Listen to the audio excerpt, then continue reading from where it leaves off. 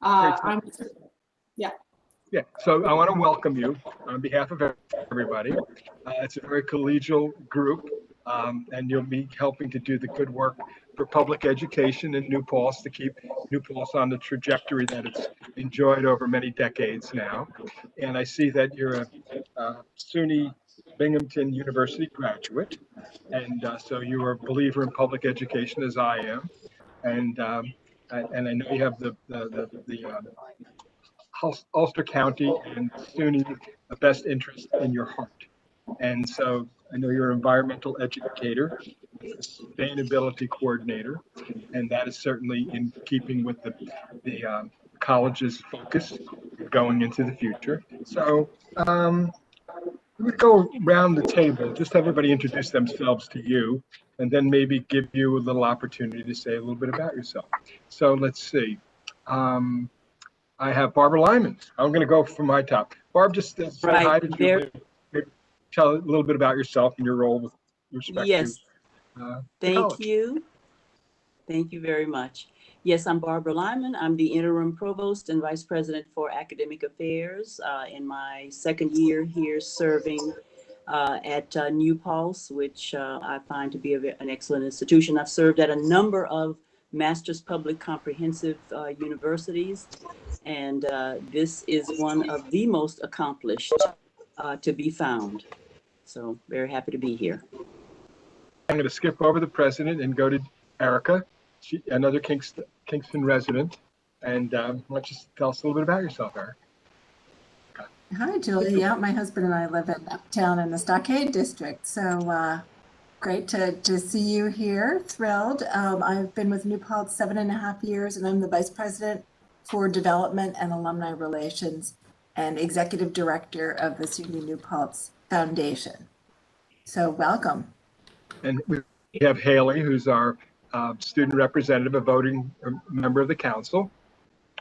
And what are your interests, Haley, other than trying to get your degree? Hi, I'm Haley Hershenson. Sorry, I just hopped on, so I guess we're doing introductions. A little bit, yeah. I'm a senior. I'm studying to be a teacher, so I hope to work in the field of education and maybe later down the line get involved in education policy and that sort of thing. Thank you. And Jeff, I'm just going to say welcome to you as well. I know Don's going to say a little bit more about you and maybe give you a little more opportunity as we get into the meeting. So welcome. And this is a new council member, and Jeff is new as well. And just you can say hi to Julie. Yeah, hi Julie. I am new as well. This is my first council meeting. I'm Jeff Gann. I'm the VP for Enrollment Management and just started in January. Pleasure to meet you. Okay. And Judy?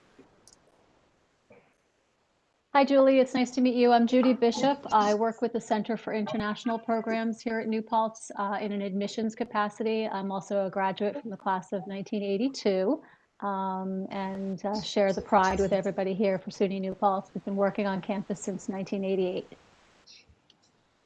Welcome to the council. Thank you. And Ken, I know you're going to speak a little bit later about Middle States, but just say hi, if you would. Hi, how are you? I'm Ken Goldstein. I'm currently the chair of the Department of Theater Arts and the co-chair of the Middle State Steering Committee, which is what brings me here today. Welcome. And Laurel? You're muted, Laurel. Sorry. Hi, Julie. How are you? I'm Laurel Garrick Dehaney. I've been at the college closing on 25 years, hard to believe.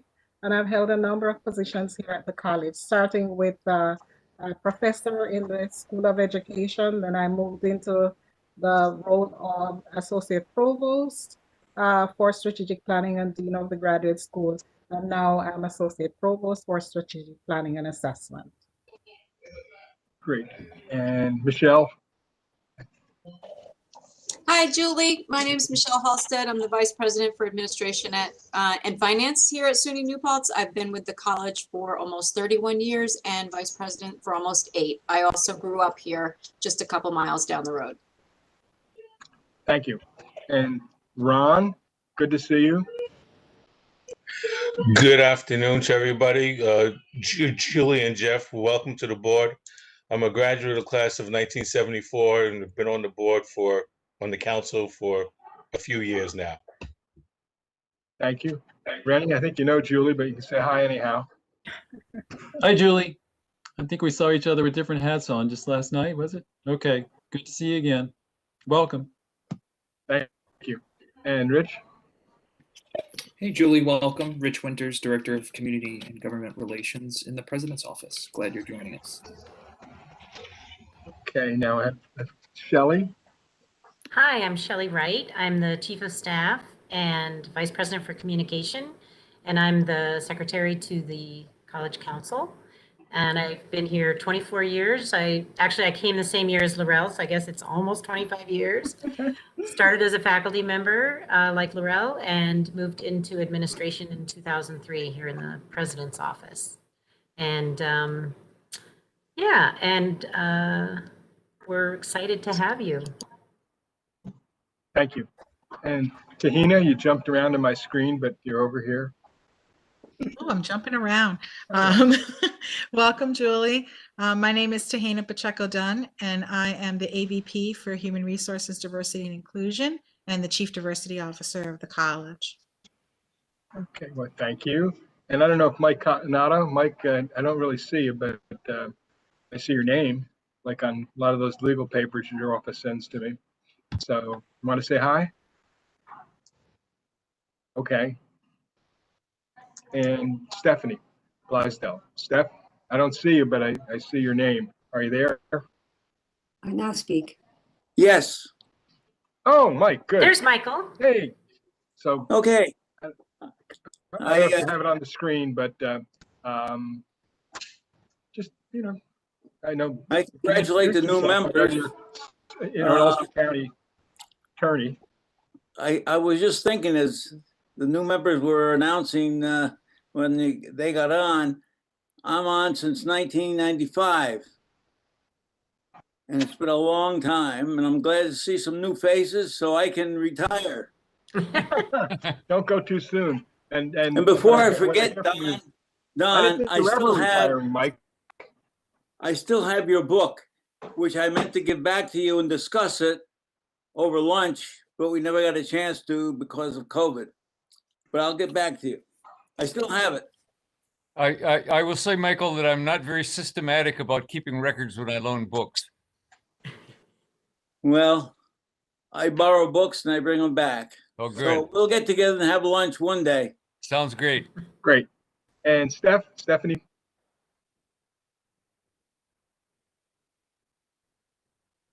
Hello, Steph.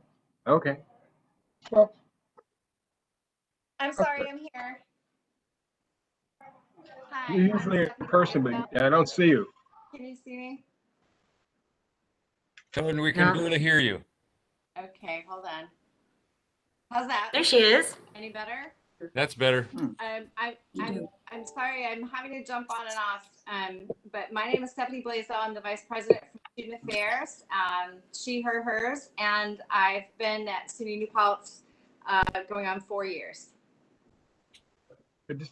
Thank you. And let's see. I think there is a quorum now. I'm just going to do. There is a quorum. We have 5 present. Yep. With Ron.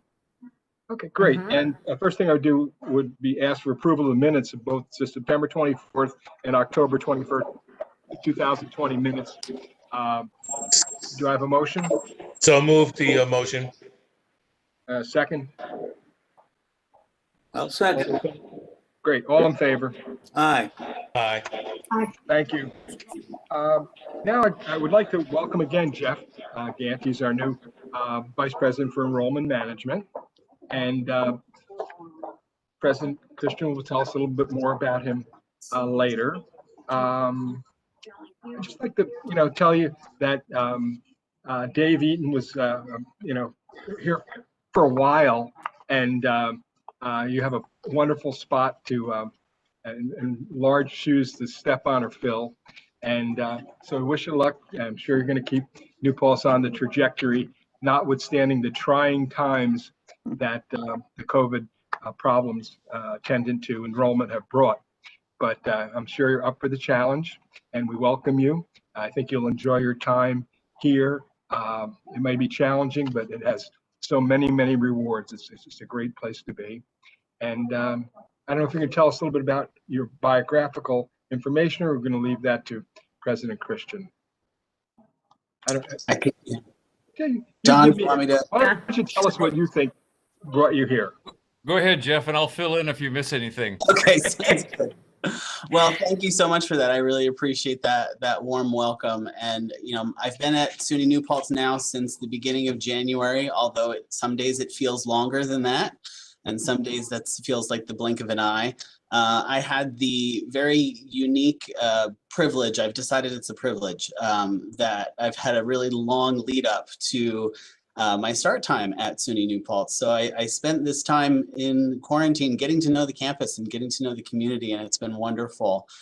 In terms of my background, I come from Montclair State University in New Jersey, where I spent my career in higher education in various roles in enrollment management, serving as the director of admissions. I was also an assistant dean for advising and enrollment coordination at the university there, and have had the opportunity to see enrollment management from a number of kind of unique facets throughout a particular institution with a very similar mission to SUNY New Paltz on a different scale. And so I was excited about the opportunity to come here because of all the incredible work that's being done here, and because, as you said, of the opportunity that exists to continue to elevate the mission and the goals of SUNY New Paltz. So I'm delighted to be here and delighted to tell you more about that in a bit. Great. And so thank you for being here and welcome once again. And President Christian, perhaps you could give us your report. Sure. Good afternoon, everyone. I also want to welcome Julie as a new College Council member. It's great to have you here with us. Jeff, you did a really good job introducing yourself. The only pieces I would say is that, I want to reinforce that Jeff brings a wealth of enrollment management and communication and academic experiences to bear on our enrollment enterprise at a time, as Eli points out, that's very challenging given demographic changes and now the impacts of the pandemic. Jeff has already shown us that he's creative, he's innovative, and he's very data-driven, which I appreciate and value. I'll say a few things about COVID-19, clearly at the forefront of our lives here on campus. Our weekly testing is contributing to prompt detection of positive cases and really helping us control the spread of the virus. Our positivity rate remains well below 1%. Today it was 0.58%, and that's with nearly 20,000 on-campus tests since January 1. We had a slight uptick in recent weeks, but we've also seen the number of positive cases drop. Today we have 22 students and 0 employees as active cases, but we expect that those numbers will fluctuate a bit for the rest of the semester. We're taking some heart in the increasing availability of vaccines and their effectiveness, the increased federal support for more aggressive vaccine delivery and administration, and the rapid development and approval of new vaccines. These are really significant signs of hope for us for a more normal fall 21 semester. I don't think it will be fully normal, but we're hoping for a different circumstance than we've had this year. We do remain vigilant in enforcing and encouraging compliance with all of our health and safety regulations, especially in the context of the increasing appearance of new variants across the country, even though we don't have a lot of sign of that here on campus. You'll hear more today from our Middle States Self-Study Team co-chairs, Ken Goldstein and Laurel Derek Dehaney. I think College Council members are aware that the review team visits next week. I thank those of you who are able to join those conversations. We know that the review team really would like to hear College Council perspectives. And so if you're able to join those conversations, I sure hope that you will. Commencement planning. Our planning for commencement ceremonies is underway. We've heard from students about what they most want in a ceremony, which is an in-person experience. At the same time, the ongoing pandemic means that we have to follow county health department, SUNY, and New York State guidelines. So accordingly, we're planning right now for multiple scenarios because we don't know what will come to play. There's a SUNY task force that's developing guidelines and constraints for campuses focused naturally on health and safety considerations. And so we're looking forward to getting that guidance so that we can firm up more complete plans. Vice President Halstead will share a little more information about our current budget. Following the governor's release of his executive budget last month, the New York State Senate and the Assembly have released their one-house budget resolutions. I think most of you are aware that now the executive branch, the Senate, and the Assembly all come together, the leaders of those branches, to negotiate a final state budget. I don't think that it's productive to spend much time here on similarities and differences among those budgets, but I will share that there are some positive signs in all of the bills. I'm hoping that the budget will be finalized in time for me to provide a more meaningful report in my early April monthly report to the faculty, and we certainly share those with college council members. I'll give a brief update on our on fundraising. Our Soaring Higher, the campaign for SUNY New Paltz, it's our first ever comprehensive campaign. It continues to be highly successful and runs through the rest of this fiscal year. One of our priorities for our campaign is to increase scholarship support for students. We know that many of our students and their families struggle with financing their education. Direct taxpayer support has remained fairly stagnant. Tuition and fees have increased. The disappearance of the federal Perkins loan program that we used to use to package financial aid for many lower income students went away several years ago. And all of those challenges are now amplified by the impact of COVID-19 on the finances of many of our students and their families. So this is the context in which we're proud of the progress on growing scholarship support and why that's so noteworthy. And I'll share two figures here. In 2014 and 15, actually it's four figures, excuse me. In 2014 and 15, which is when we launched our major gift initiative, and that was the start of our comprehensive fundraising campaign, the foundation awarded about $276,000 in scholarship support to less than 100 students, 276,000 to 100 students. During the current year, we're on track to award more than $1 million to more than 400 students. And so we're just so pleased with the generosity of donors and alumni who are making those kind of supports for our students so possible. In my February report to the faculty, I shared some of the latest statistics on our first year retention and our 6-year graduation rates. I won't repeat those figures here, but I do like to point out at every opportunity that I'd like to point out those metrics because our rates are so high compared with our national averages. Also, our achievement gaps by race and ethnicity, by low income status, by first generation status are very small to non-existent compared with national averages where there may be big gaps.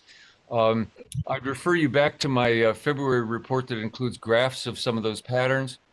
These are really key educational outcomes that reflect the high caliber of our programs, the dedication and the hard work of our students, and the support, the care, and the attention the teaching faculty and professional staff and other employees pay to our students and their successes. So we take great pride in those achievements. At the same time, we recognize that continuing to increase retention and graduation and to further reduce those achievement gaps should be part of our goals for being an inclusive institution. I'll say a couple things here about our rankings. I sometimes joke that college presidents don't always put a lot of stock or faith in college rankings, but if anybody's doing the rankings, we sure as heck would rather be included in them than not. So one of those is that New Paltz continues to rank in the top 3%, and that's of about 1,450 colleges and universities in an index of social mobility, which measures, and I'll quote here from their site, the extent to which a college or university educates more economically disadvantaged students with family incomes below the national median at lower tuition and graduates them into good paying jobs. So that's something we're very proud of. On a different ranking, New Paltz was again recognized for the strength and impact of our programming and our support for veteran and military students. This is the second year in a row that we were included in the top 10 military-friendly schools among small public colleges and universities. And, you know, I would reinforce that's top 10 in the nation. And we're proud of this recognition and the great support that we're able to provide for veteran students, their dependents, and active military students. We also scored very high in a new ranking by intelligent.com of the most affordable colleges in the country. And this is based on curriculum quality, graduation rate, reputation, postgraduate employment. And New Paltz was ranked in the top 50 institutions in the country on those metrics, something again that we're very proud of. And so with that, I will stop and see if anybody has questions or comments about that report. Any questions or comments?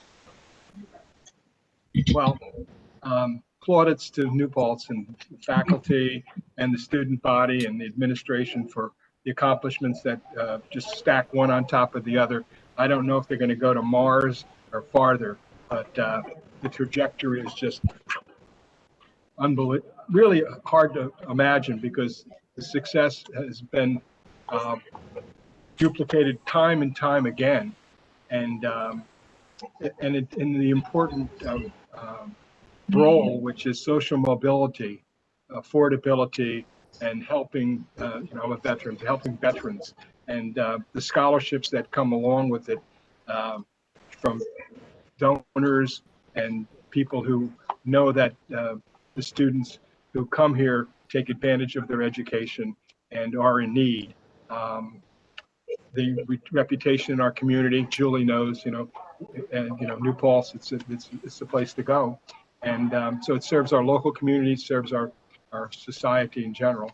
And it's for the hard work that's faculty, staff, administration that put into it. So thank you. I love you. There was the headline about COVID in the local paper about 50 new cases. Is there a little backup and explanation on that? I mean, it was inordinate. It was like a headline. There's 50 new cases. Can you give us some perspective on that? Yeah, I think we would have been a lot happier with that article if it had also included where our positivity rate on campus testing is, which, as I said, is, I don't think it's been above 0.6% all semester. So we're proud of that. As I say, we're back down now to 22 active cases, active student cases, 0 active employee cases. It's going to bounce around like that, and I think it was an unfortunate bounce to 47 students or whatever they cited. Stephanie, I don't know if you have other pieces to add to that, or Shelly from the media perspective. I don't know if Stephanie wants to speak to the, I mean, we had no big super spreader event, it's all kind of little pockets of close contacts among students. Stephanie, anything? Yeah, it wasn't like any program or dorm closed down staff or anything, was there? No, we're keeping a very close eye on it and enforcing policies. We have been far more fortunate than many other institutions. It's just a matter of these smaller contacts, and really the contacts come from all over. Some are from family members, some are from working in the community. Every case is a unique story.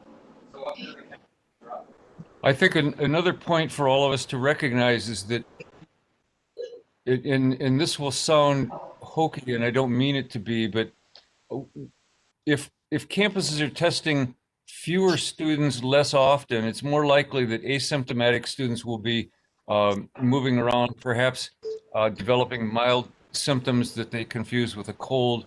and they're never reported as COVID positive. So I think that's another dynamic in some of those statistics. But again, I think our high testing rate is helping us detect those active cases early and quarantine or isolate students to reduce that spread. Yeah, I mean, I think it's overall marvelously well, the college in managing the COVID problem. You know, they say now from blood tests, from blood donations, about 25% of the population has had COVID. So you look at the students, the younger component of who's on campus, and you know, it's probably out there, but it's extremely well managed and known because of the intensive testing at New Paltz. And I think the numbers are fantastic in terms of how things are managed.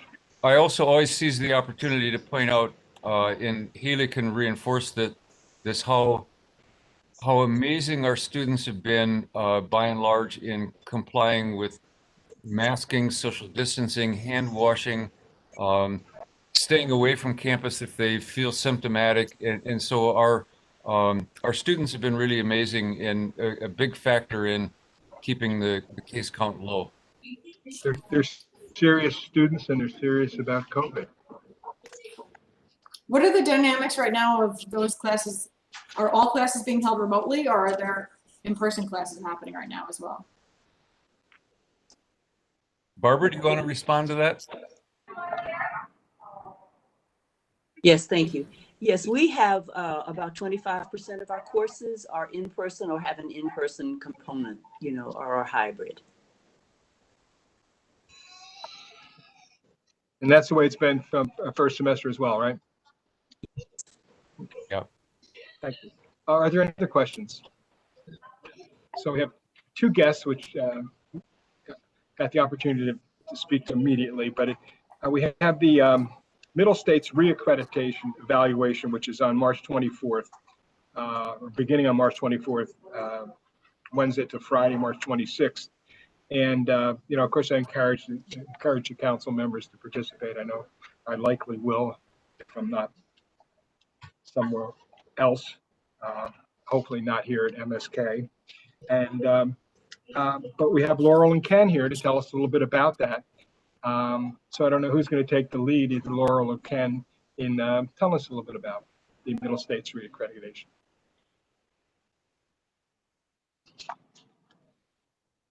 Laurel, you're muted. Oh, okay, Ken. I can get started quickly. I mean, first, thank you all for your participation up to this point in the various capacities that you all hold on campus, and particularly in helping shape part of the self-study. The contribution was really significant and absolutely appreciated. And thank you in advance for those of you who can contribute next week. There is a scheduled meeting with College Council members that I think information has gone out for. And we'll be supplying you with some information about the executive summary of the entire self-study, as well as a list of selected areas that the self-study deemed as particular strengths and areas of potential improvement or innovation.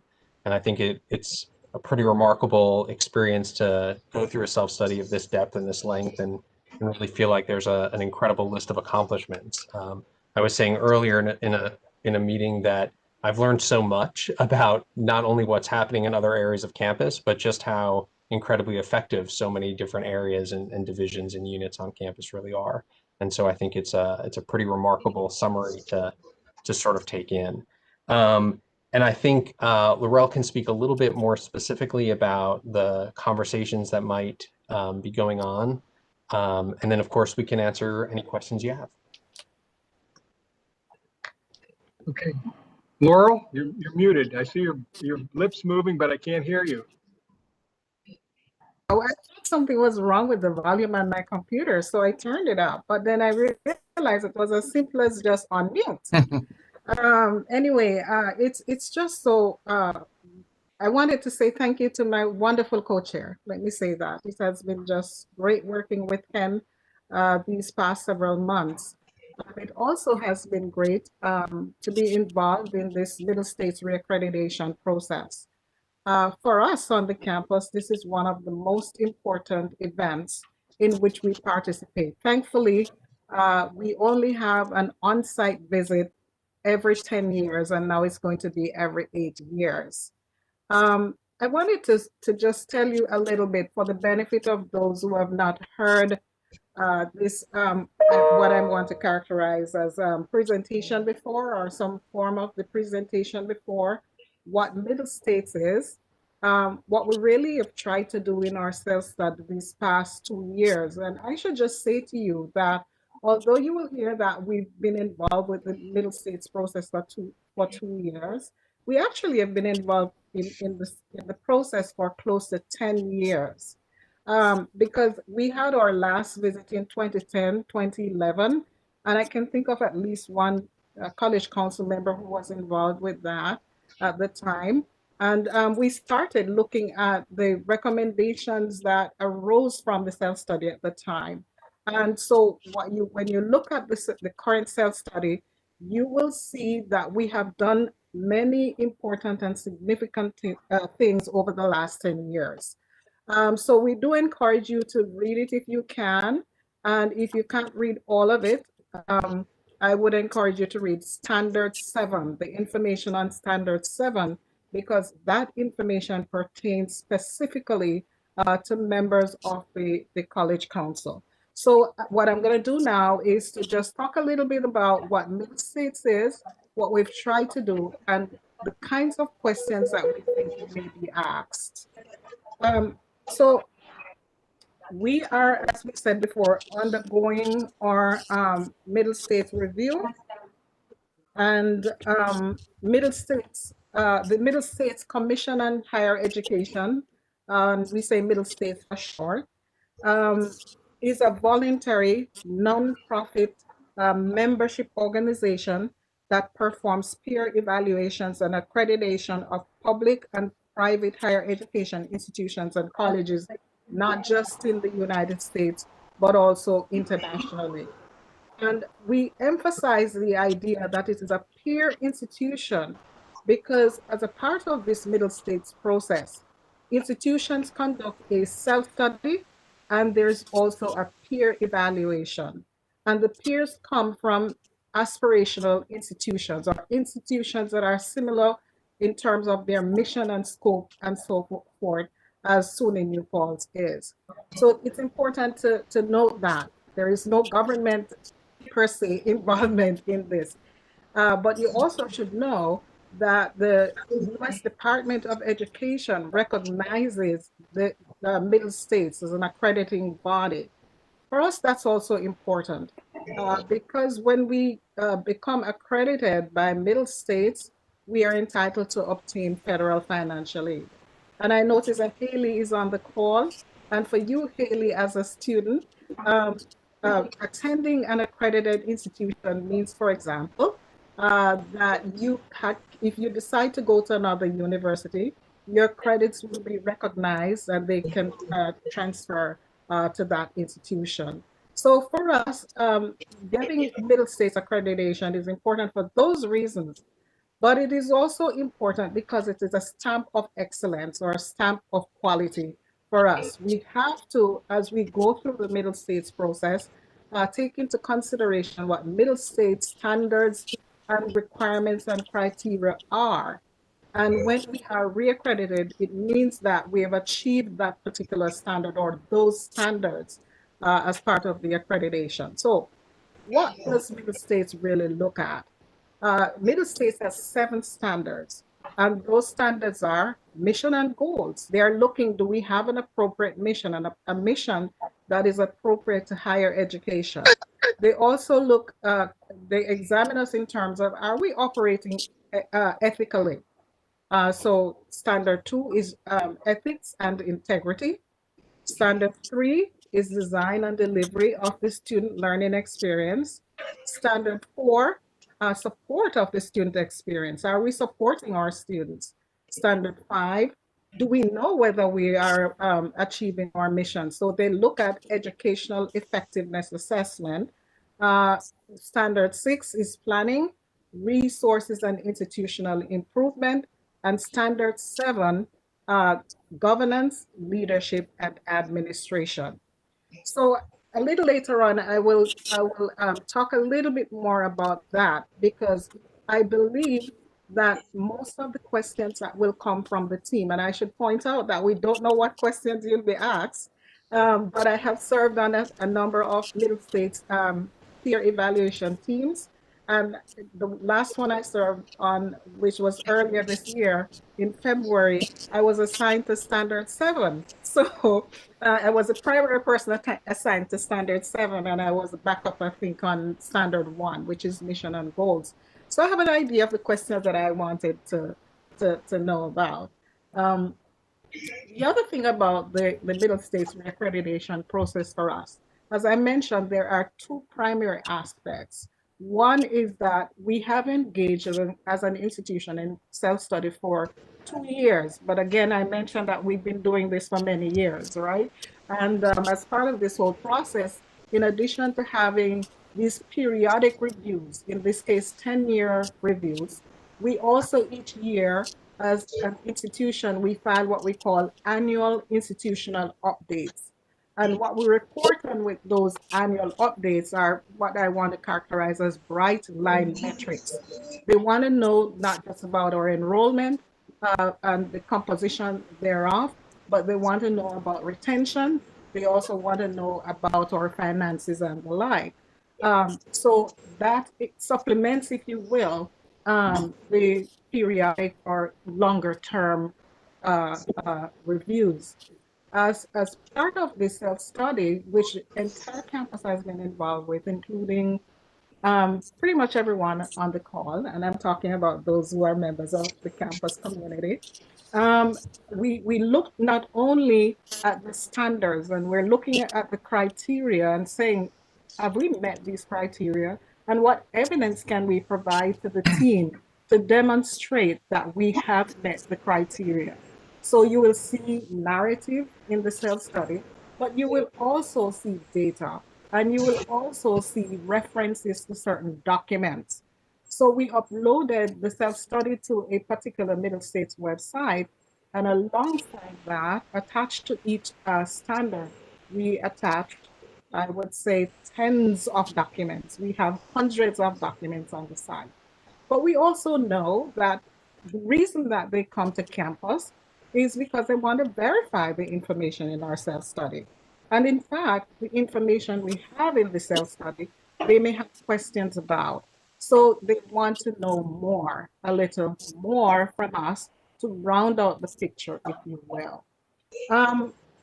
So in addition to that, because we are New Paltz, we decided that as part of this whole self-study process, we are already doing this review. So we want to see how well have we been accomplishing the strategic plan essential initiatives.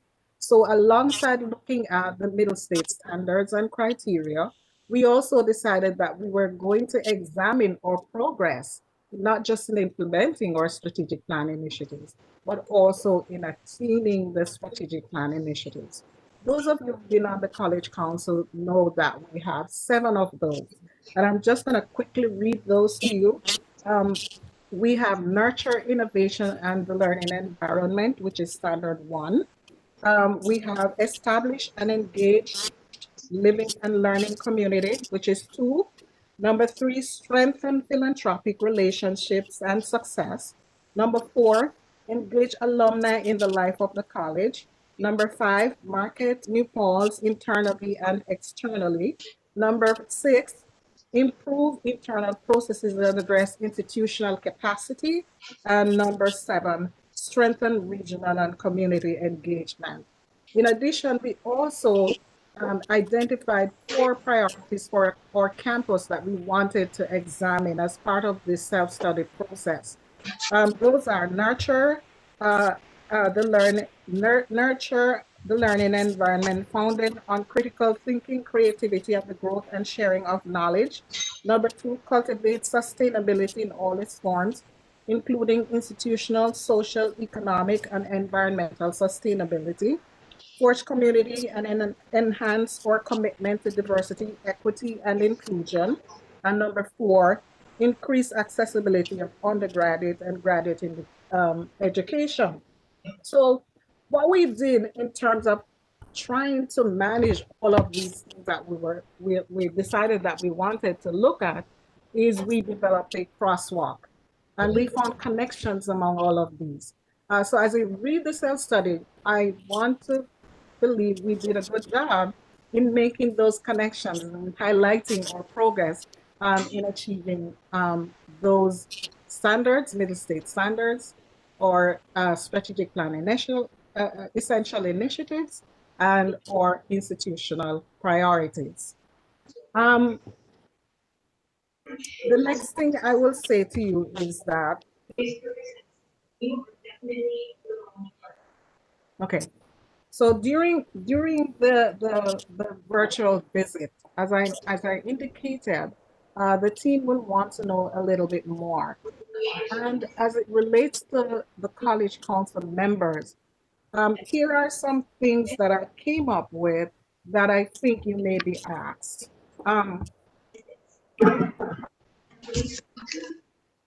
I think the team will be interested in knowing your opinions about the college's governance. Keep in mind that I indicated to you that Standard 7 that really pertains to the College Council, governance, leadership, and administration will be the focus of the questions that you will be asked as members of the College Council. So they want to know, what do you think about New Paltz? Your opinions about the college's governance, leadership, and administration. What do you think about the college's mission and reputation? What do you think? What are your governing responsibilities? What do you do with the college? They want to know that. And I think they'll want to know your views about New Paltz's impact in the region. So those are 4 broad areas, I think, or areas of question that I think they'll want to know about. So as I indicated, there are 2 aspects of self-study, and then the peer review. And as Chairman Bash mentioned, the visit will take place March 24th through 26th. On the last day of the visit, there will be what we call a preliminary report or a readout, and they will give us a sense of how we performed in terms of the standards. And then later in the summer, they will give us a formal decision. So in a nutshell, that is what the Middle States reaccreditation is about. It has consumed our lives, or many of our lives, particularly in the last few weeks and so forth. But we expect it to be over, and we expect you will all participate. We're really encouraging you to do that if your schedules permit. And Ken and I will now take your questions or comments if you have any. Any questions? Erica? Yes, I just also wanted to mention that because joining that session will be 5 members of the SUNY New Paltz Foundations Board, who are all officers. Our chair, our vice chair, first vice chair, second vice chair, treasurer, and secretary. And Eli and Ron, you both previously served on the foundation board, and I'm meeting with them and will be instructing them to defer any questions about governance to you, but they will certainly also enjoy speaking about what their opinions about New Paltz and our reputation and how we are in the community and how they're engaged. So I just wanted, and I will be also joining that meeting with all of you, just as a silent person to help out if needed. Okay. Eli, Julie has a hand up as well. Oh, hi, Julie. I thought you were just waving. Only kidding. Hi, Julie. Yes. So I have a question about how, once the determination is made, is it a dialogue where they say, you know, you really should be working, not that I think that anything would come into question, but say it were, is it a dialogue that says, you know, you really need to work better at this or this or this? and then you're able to apply, or is it a go or no go? You know. So let me talk a little bit more about that, what that will look like. As I've indicated, there will be a preliminary report.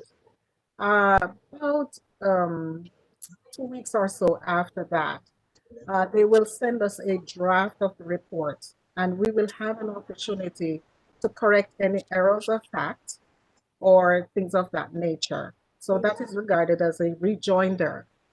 Then the commission will meet in summer, and so I think it's June or sometime like that. And they will make a decision which will come to President Christian, and that will be the formal report. So the only opportunity that we will get to have some reaction or response is when we get that draft report. Now, I expect that we will do well, but we don't know. This is without our outside of our control. So we could get anything from commendations, identification of areas in which they think we are really doing well, or they could have some suggestions for us. And either of those in my book would be good. Now, beyond that, on the other end of the spectrum, they could have some requirements and ask us to submit a progress report, or more severely, we could get a request to show cause. That is extreme, right? Show cause means that you are put on probation, some kind of probation, and you have to meet. The worst case scenario is that they could pull an institution's accreditation. But I will say that I based on my involvement in the process and so forth, and knowing the work that we do here, we're not talking about anything on this far end of the spectrum. So at least that's my hope. And just to follow that, what are the ramifications of the results? Like logistically to the college? So the ramifications are, as I mentioned earlier, that we would be reaccredited. That's our hope, right? That's one of the outcomes we would like of the self-study. Another outcome, and when you read the self-study, if you have a chance, you will notice that we have some findings. And in addition to those findings, we have some areas for innovation and improvement. These arose from our self-study, and we will work on those so that the next time that we have the review, we can report on what we did to improve in those areas. So those are some of the ramifications. So Julie, it might help for me to just speak very briefly about some of the outcomes of the 2011 review. One is that the review team recommended that we be reaccredited, and there were no reservations there. I think things have to be fairly dire in terms of budget matters, or tanking enrollments, or major upheaval in governance and administration for that to happen. But we received 5 commendations for things like having established a culture of assessment, our distinctively high graduation rates, some others. Our EOP, Educational Opportunity Program, was commended for the impact on student success. And there were several suggestions, but the suggestions were also, they were soft. It wasn't like you must do this. One piece was prior to 2013, we operated on a series of vision points that the previous president had put in place. And one of the recommendations from the review team was that we translate those vision points into a strategic plan, which we did. And so now we're able to talk about that progress. There was an acknowledgement by the review team of what a challenge it is to build a strong fundraising effort and endowment. And so, we're able to speak about some of the real successes that we've had there, but none of these were kind of damning identified issues. They were kind of suggestions for improvement based on our own assessments and what the review team came up with. Great, thank you. Okay, well, I want to thank you. I know what a tremendous amount of work goes into this, and I know it's a multi-year endeavor, and you both should be complimented. I know it's above and beyond what you're expected to do as members of the faculty, and I know you're volunteered for it. I know you probably got a lot out of it, but you got a lot out of it because of what you put into it, and you put a tremendous amount of work, effort, thought in your work, and I think the college really benefits from it.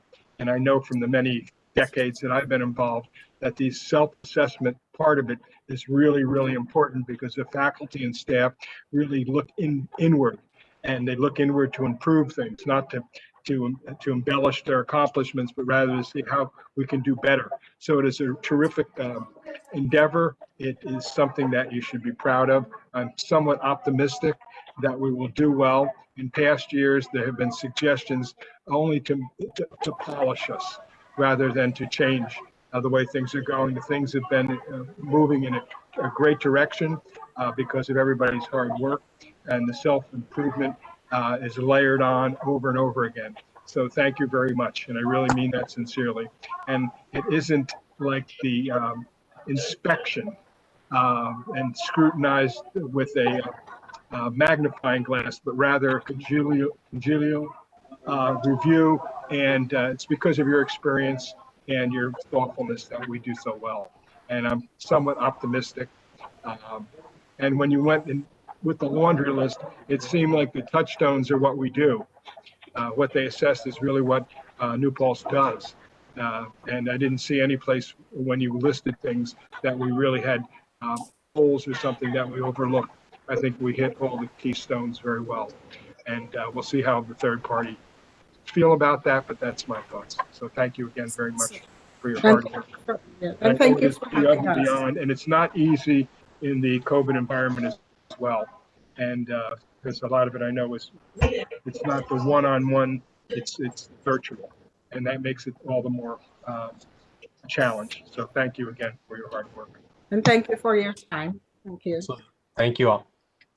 Now, Vice President, Thanks, again, Kenny. I know you introduced yourself, but why don't you just tell us about how enrollment's going for the next year, how things are progressing?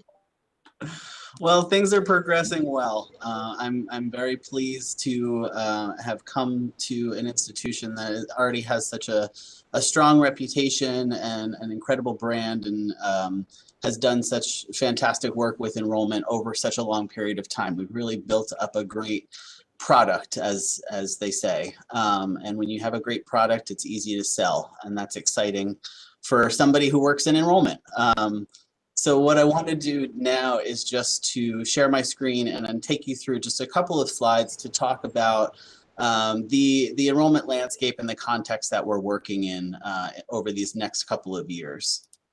So let me see if I can get this up really quickly.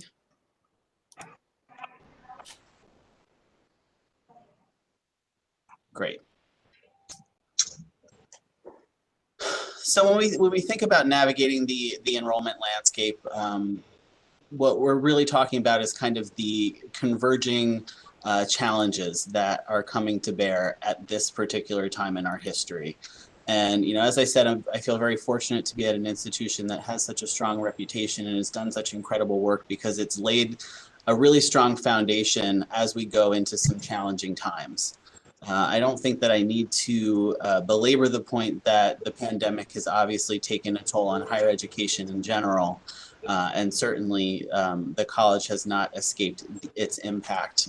We've seen, you know, a reduction in the number of continuing students and first-year class size. I'm encouraged that when we look to the fall, at least on the freshman side of things, it seems that we're starting to rebound a bit. So we're talking about the number of students who have indicated their interest in coming to New Paltz in the fall. On the freshman side, that number is high at the moment.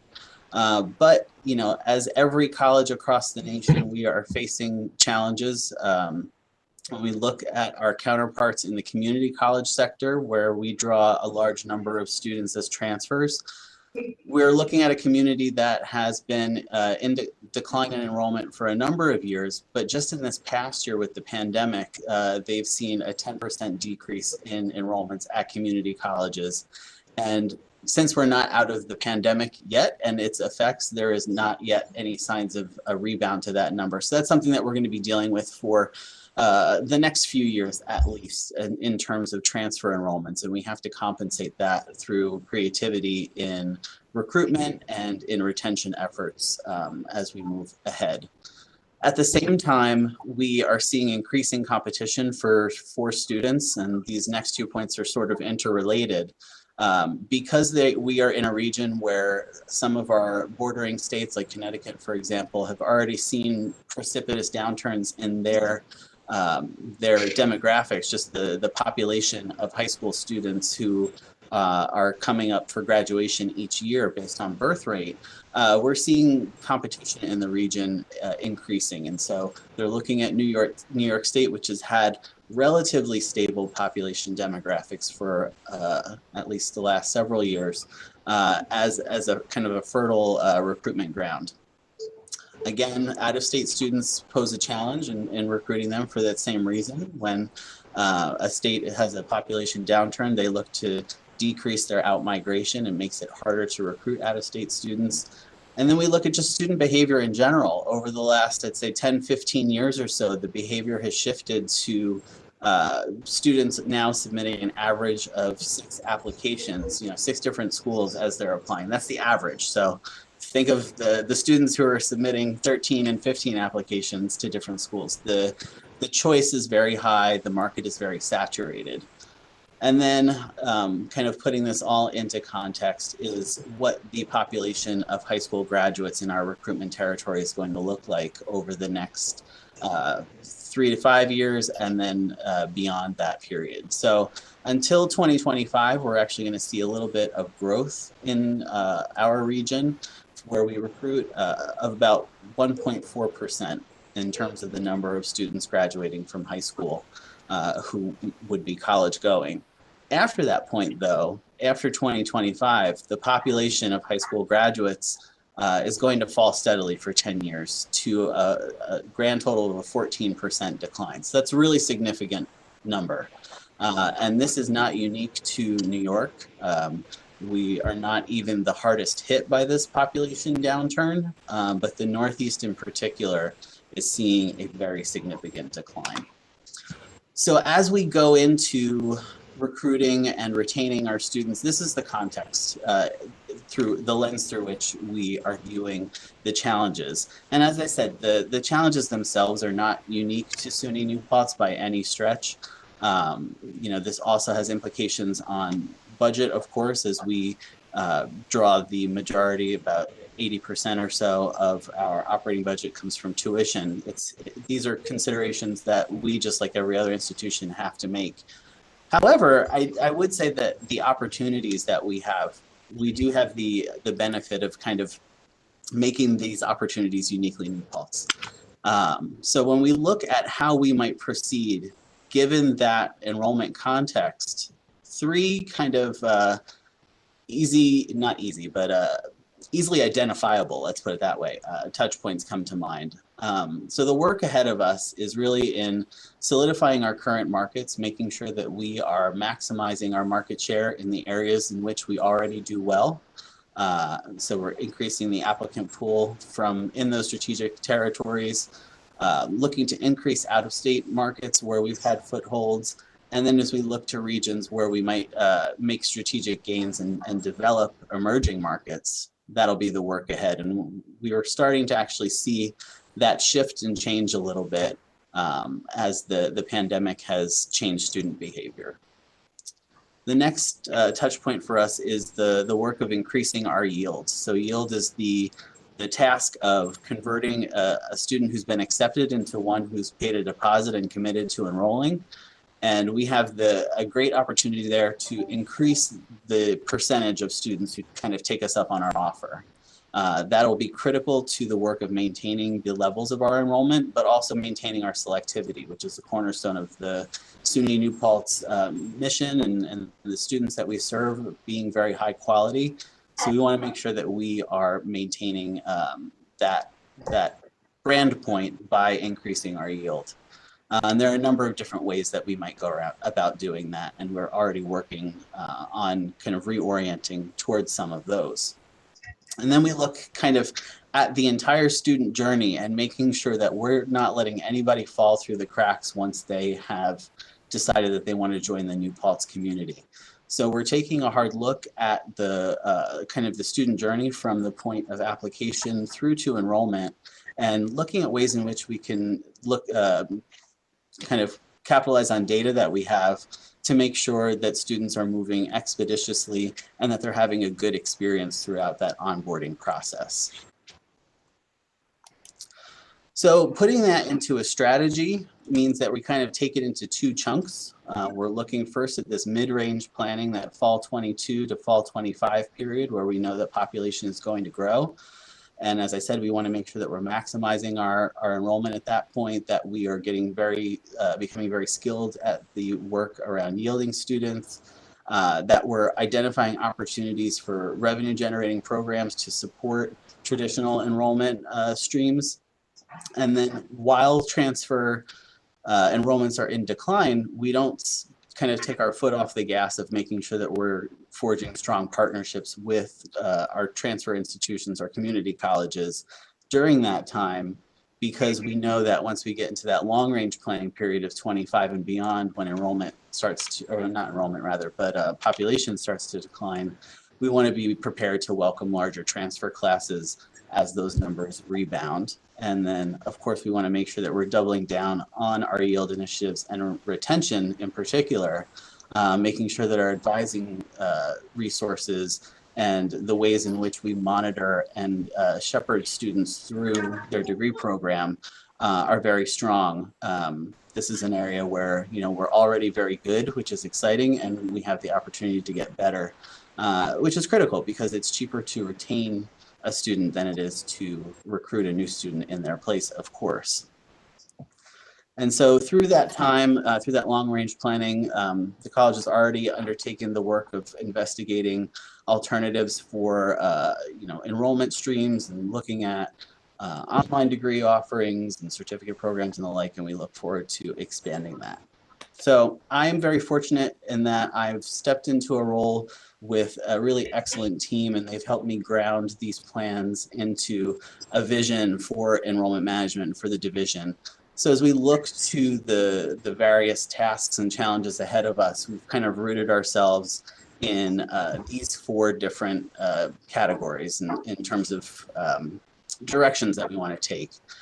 So we want to capitalize on our strengths in everything that we do. We want to build on the strong brand that already exists at SUNY New Paltz. And one way in which we might look to do that a little bit differently in the future is by taking the brand in more of a digital direction through some of the marketing that we're doing. We also want to expand our culture of data-informed decision-making. This is a kind of a platform that I've taken and a drum that I'm beating within the division. We've got a lot of really excellent software tools and technology at our disposal. And I think some of the unique work that we have ahead of us is how we bring those systems together and how we leverage the data that we have available to us to make the lives of our students easier and to make the work of recruiting and supporting them that much better. At the same time, when we are recruiting and working with students in an ever-changing landscape, we want to make sure that we have built systems up that enable us to pivot quickly in response to opportunities, threats, and emerging research and best practice. We want to make sure that we are a nimble enterprise that is not mired in you know, not being able to try the next great opportunity because we don't have those systems in place. We're already, as Don will say, rapidly prototyping some of that work. We're trying out a new scholarship program this year, for example, that is enabling us to kind of preview how we might incentivize students a little bit differently to do the work that I was talking about earlier of increasing our yield. And then at the very heart of everything that we do is the work of increasing our ability to provide students with a high-touch experience and a strong community of care throughout the enrollment cycle. So one initiative that Enrollment Management with our colleagues in the Office of Communication and Marketing has undertaken is a communication survey to make sure that for all of our enrollment management offices that the communications that we're putting out to students lead to high levels of student satisfaction, affinity with the institution, and improved outcomes. So I hope that this is helpful in providing you just kind of an overview of the work that we're doing and the work that's ahead of us. And let me shut off my sharing here, and I'm happy to answer any questions that anybody might have. Does anybody have any questions? Jeff, does the economy play any part in the downcline for the next 10 years? The economy absolutely does, and I think particularly what that looks like for us is hopefully it leads to a stronger pipeline of transfer students once that sector starts to rebound. What we saw back, if you look in 2007 as an example, when we had the big economic downturn, that, typically the behavior is that it swings toward community colleges, folks trying to re-enter the workforce through gaining new skills and degrees at that point. Back in 2007, that took about 18 months to happen to see that enrollment pipeline build up. So the best thinking right now is kind of wait 18 months and see what the transfer pipeline looks like. And so the economy itself, though, will play a key factor, I would say, in the ways in which we approach the types of programming we offer, the types of students we're looking to attract, and how we prepare ourselves as an institution to meet the needs of the workforce. Will that require us to maybe up our scholarship efforts? I think increasing our scholarship efforts is something that's going to be critical just for the work of increasing yield in general. So yes, is the short answer to that. Thank you. Mm-hmm. Anybody else? Jeff, first I want to thank you for your presentation, but there was no mention about international students. I know there was a big drop off, and I know they're very much coveted as good payers, and because of the past administration in Washington's policy, I know they put a damper on our ability to attract international students or even get them here. Is there anything in the wind about that? We've seen, yes, there are a few things in the wind about that. We're starting to see interest pick up. I don't think that it's picked up to the degree that we can see which way that wind is blowing quite yet. But when we think about the overall strategy, the way that international students and out-of-state students play into that is those are levers that we can pull as an institution when we're talking about managing our enrollment, so that we don't have to, we can increase net tuition revenue without having to add dramatically to headcount if we are able to increase those two populations who are paying a higher rate. And so we are evaluating that really closely as the situation evolves with internationals. But we're seeing a little bit of movement right now, but not to a degree that we could kind of predict any pattern. And just in general, how is the application? Is it coming in like past years, or is COVID really dampened down people not applying, or are they applying more? Are the parents pushing the kids out of the house? What's it look like? Yeah, just in general, generally what I can say for the freshmen is that we're still at the point where we're kind of comparing to last year, which was, we were still kind of hadn't seen the full effect of the pandemic on what it was going to do to enrollment, and we're ahead in freshmen. We're below in transfers to the degree that you would expect based off of what I just showed. Staying at community college longer? Yeah, or they're stepping away from community college entirely, which is really the problem.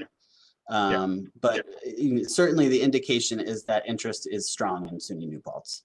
Yeah, great. Good. Well, thank you very much. Yeah, your work cut out for you, and it looks like it's going to be a lot of fun.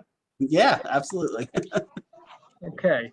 Now, Michelle, you can talk about the budget, and you can give us the thumbnail sketch as far as I'm concerned. How are we doing? Hi. So normally at this point in the meeting, I usually share a bunch of numbers with you all, but back in the fall, I explained that due to a lot of things that I'm going to talk about in a minute, my normal reports would not be particularly useful. So I won't be sharing my screen, and we're just going to talk generalities about what's going on in the budget. So I'm going to do the bad news first and get that out of the way. As you might imagine, our tuition revenue for this year is down quite a bit. It probably between $5 to $6 million from the previous year levels. Our fee revenue is also decreased largely due to the athletics fee. We reduced the athletics fee that the students pay this year because we weren't able to offer the fall sports. So that revenue is down, and in addition, the reduction in enrollment plays into our reduced fee income. Room rent, we are currently at about half capacity in our residence halls, so that's a big nut. It's about $11 million this year. And some other user fees like parking are reduced as well. So our revenue is substantially lower than it was at this point last year. So now to the good news. In the summer, we received $3.2 million in stimulus funds that went to the students. But in addition to that, we received $3.2 million for the campus. And then on top of that, another $320,000. So $3.5 million came in the summer. And those funds were able to be used to cover for refunds that we did last spring. We're expecting another $7.5 million from the stimulus funds that were awarded to campuses in December. And in addition to that, so that $7.5 million comes to the campus. In addition to that, our students are going to get another $3.2 million from our folks in financial aid. We'll be distributing that pretty soon.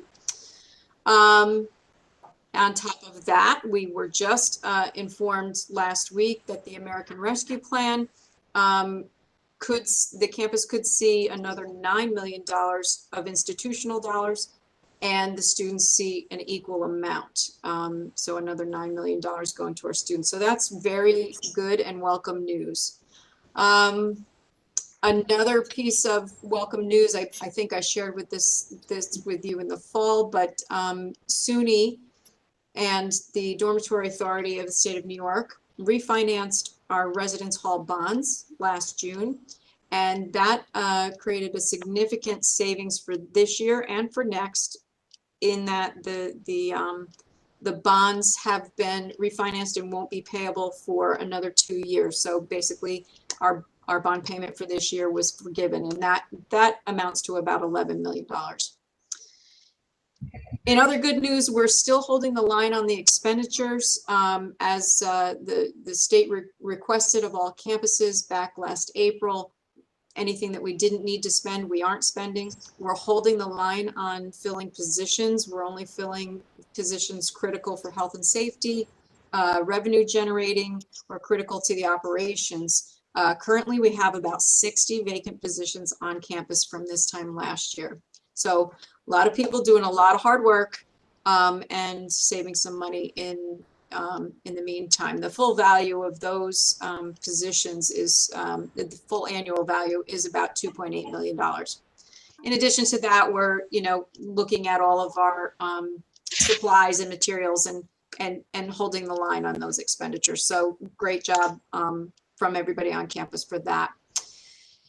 We still have a lot of unknowns. The state taxpayer support for this year is still not determined.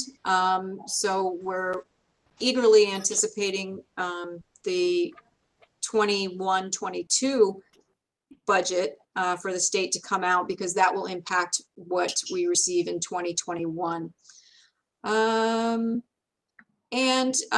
We also, part of the unknowns is our systems right now are not capturing all the information that they normally do. Because of the state's cash disbursement crunch throughout the year, they're not allowing us to put our expenditures on the system as we normally would. So normally if we knew we had an annual contract that cost $1 million, we would put it on the system as soon as we knew of that contract, and it would be, those funds would be encumbered or set aside so that we couldn't spend them anymore.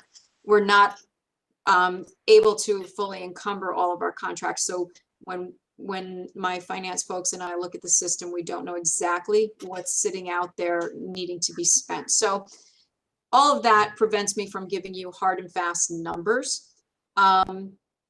But what I can tell you is that, with the stimulus funds coming in, it has given us a bit of a sigh of relief. We do need to work with SUNY and the Department of Education to figure out exactly how we can spend all of those funds that the campus will see.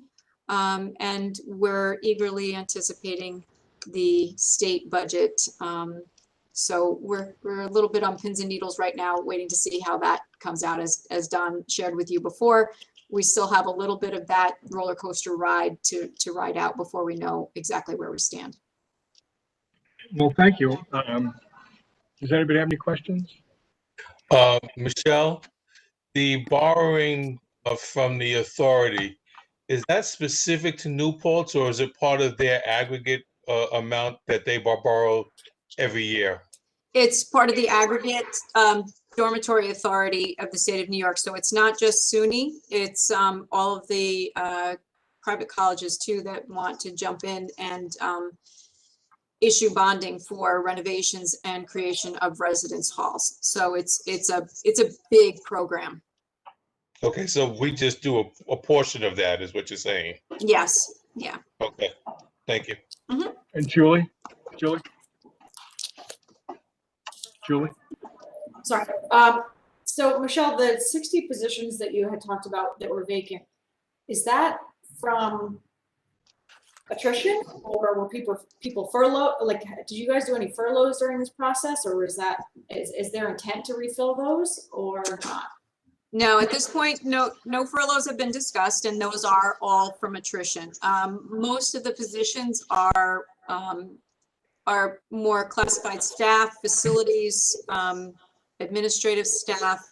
I was just looking, and I don't believe there are any faculty positions vacant, but several library positions are vacant at this point. But no, there's no talk of furloughs at this point, and no one has lost their position. It's all via attrition. Thank you. Okay. One of the pieces I might share there, Julie, is that we have learned over the years, for several years, we had like a 90-day freeze before we would fill a vacant position. And that motivated units to think about how they could do their work more creatively. Not necessarily not filling a position, but when they fill it in a way that with some shuffling in other people's work, they can do their work more efficiently and effectively. So I think we'll continue that as we move ahead here, looking at these vacant positions. Okay, I guess we'll know more April 1st or thereafter. It sounds, Michelle, like things look pretty good, actually. And that's the takeaway I got from the numbers. And but who knows what's going to happen next year? Are the dorms going to be full? Are they not going to be full? And there's a lot of unanswered questions. Yes, there are. All in all, I think it's been very, very well managed. So thank you. The next meeting is going to be on April 22nd. It will be virtual. And I'd just like to remind everybody that it's March 24th. That's council members from 1 to 2 p.m. We'll get the link and to participate in the Middle States reaccreditation review. And unless anybody has anything else, it's good to see everybody. I think hopefully as spring unfolds, things will get better. I don't know what the commencement's going to be like. I don't know what the 2020s are going to be thinking about, whether they're going to come on campus for the ceremony, but it'll all unfold in the next couple of weeks or a couple months. So thanks for participating, and I'll see you next month. Do you hear a motion to adjourn? Motion to adjourn. Second? Seconded. Adjourn. See you soon. Thanks, Eli. Thanks, everybody. The hospital. Thank you. Bye-bye. Bye. Say goodbye.